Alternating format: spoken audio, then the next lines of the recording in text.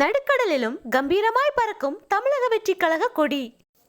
செங்கல்பட்டு மாவட்டம் இடைக்கிநாடு பேரூராட்சி திரௌபதியம்மன் கோவில் மாசிநகர் திருவிழாவானது அண்மையில் விமர்சையாக நடைபெற்றது. இதில் ஏராளமான பக்தர்கள் கலந்து கொண்டு சுவாமி தரிசனம் செய்து பின்னர் கடலில் நீராடி மகிழ்ந்தனர்.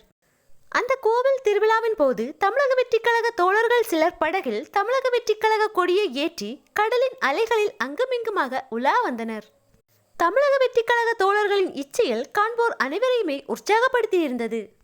அண்மை காலமாகவே தமிழக வெற்றிக் கழக தோழர்கள் தமிழக வெற்றிக் கழக கொடியை பல வழிகளில் விளம்பரப்படுத்தி வருகின்றனர்.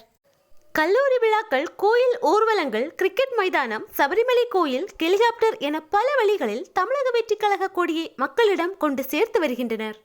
குறிப்பாக தலைவர் எம்ஜிஆர் அவர்களுக்கு அடுத்தபடியாக மீனவர் நண்பர்களை அதிகமாக கவர்ந்திருப்பது தளபதி விஜய் தான். தற்போது மீனவ நண்பர்கள் தமிழக வெற்றிக் கழகத்திற்கு அதிகமாக ஆதரவும் கொடுத்து வருகின்றனர்.